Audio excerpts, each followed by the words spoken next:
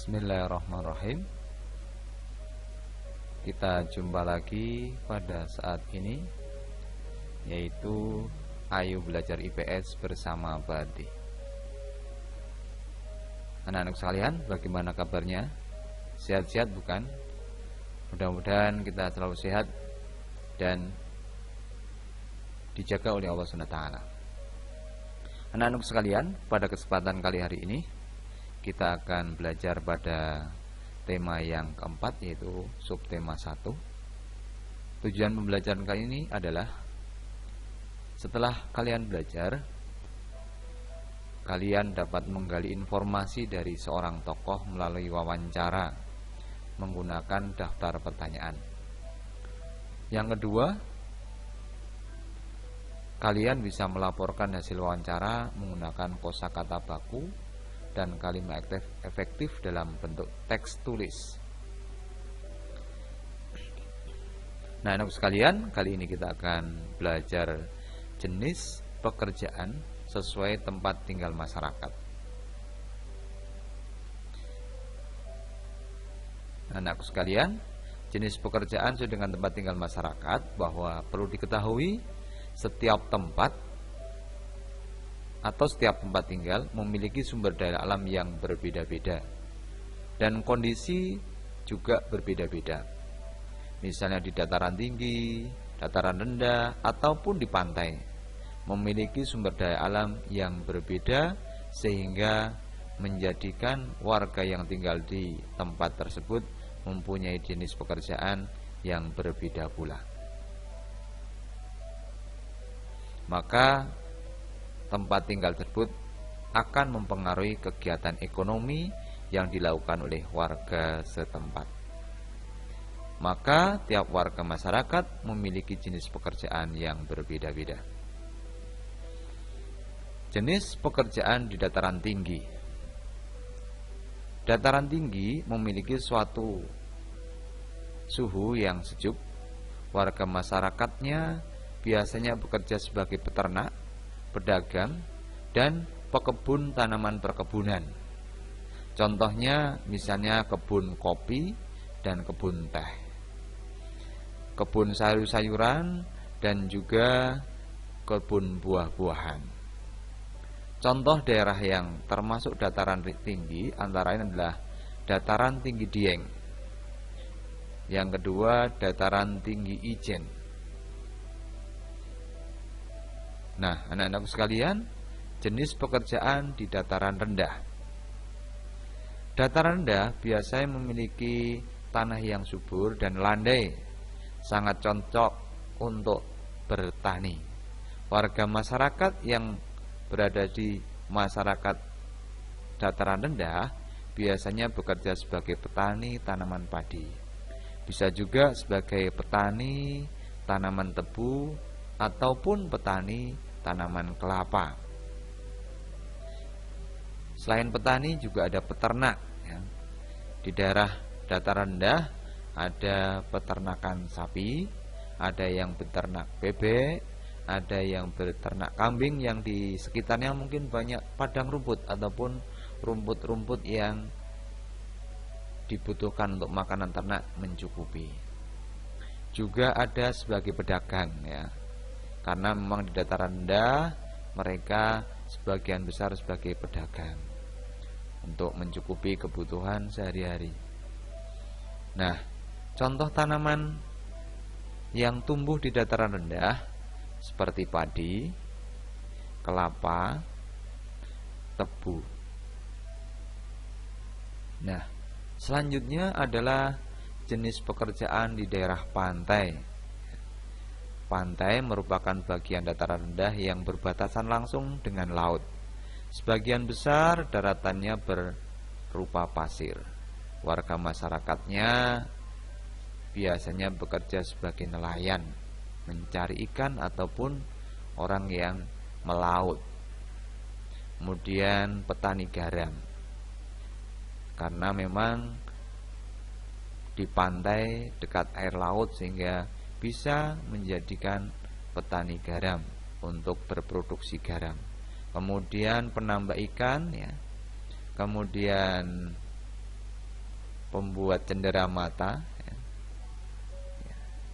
petani kelapa, juga pemandu wisata, dan juga pedagang. Sebagian besar pedagang yang di pantai-pantai adalah hasil daripada sisa-sisa kehidupan di laut, atau mungkin bisa dikatakan mendaur ulang daripada sampah-sampah yang ada di sekitar laut. Mungkin dari kerang, atau mungkin dari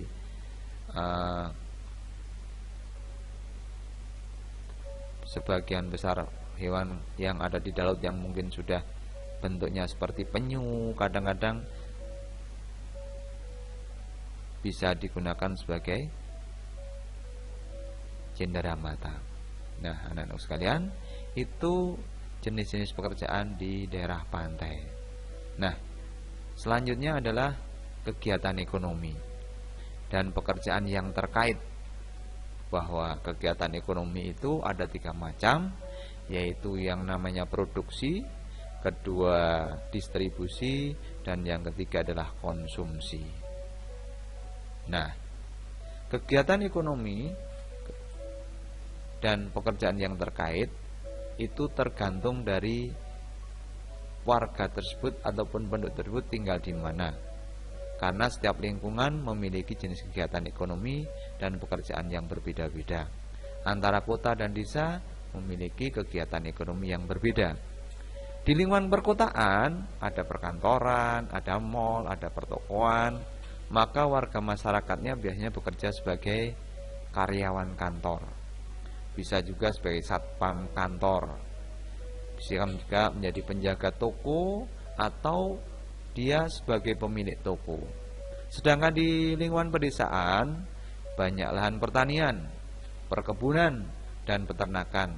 Maka warga masyarakatnya sebagian besar bekerja sebagai petani atau pemilik lahan pertanian, atau juga sebagai distributor alat-alat pertanian, atau mungkin obat-obat pertanian. Juga peternak atau penjual pakan ternak. Ya. Nah, jenis pekerjaan suatu kegiatan dalam kegiatan ekonomi itu misalnya kita ketahui bahwa kegiatan ekonomi ada 3 jenis. Yang pertama tadi adalah produksi, ya. Produksi, di dalam kegiatan produksi menghasilkan sebuah barang, ya. Barang yang dihasilkan oleh produksi itu nanti akan kemudian oleh masyarakat didistribusikan, disalurkan barang-barang itu kepada para konsumen. Makanya konsumen itu menggunakan barang tersebut. Maka kegiatan ekonomi yang ketiga disebut konsumsi, yaitu menggunakan barang.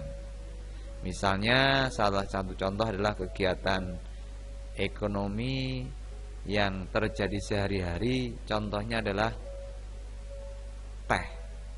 Ya. Jadi teh yang pertama kali dalam sebuah kegiatan ekonomi adalah perkebunan teh. Ya, ini ada perkebunan teh.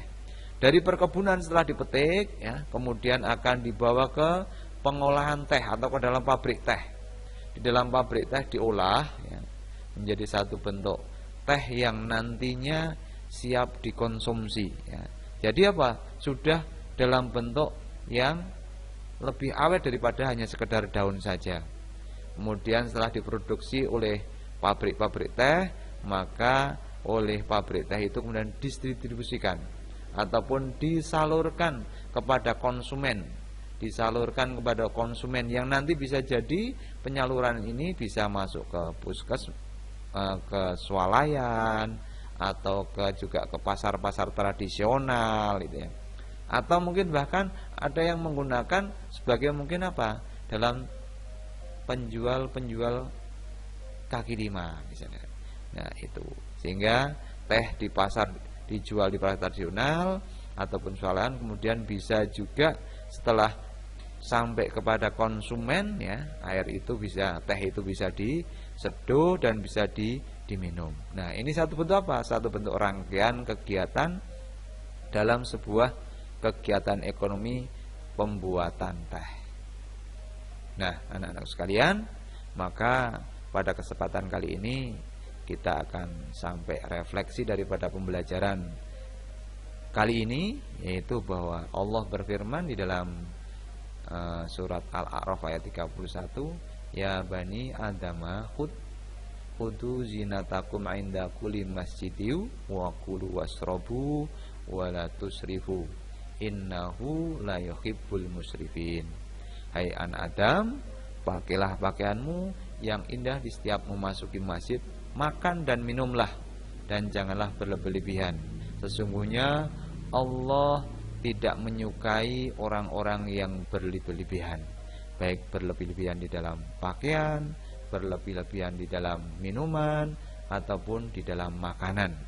Makanya kita di dalam makan dan minum perlu adanya sebuah aturan ataupun adab-adab di dalam makan dan minum. Yang pertama, berdoa sebelum makan dan minum. Mengambil, memegang atau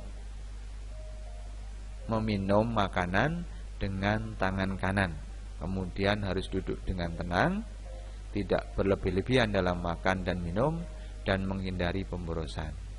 Dan yang terakhir, setelah selesai makan, berdoa supaya agar nanti makanannya bermanfaat bagi tubuh kita.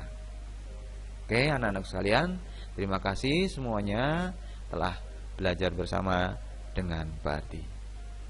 Selamat berjumpa di lain waktu, di lain kesempatan. Semoga sukses selalu dan sehat dalam lindungan Allah Subhanahu wa ta'ala.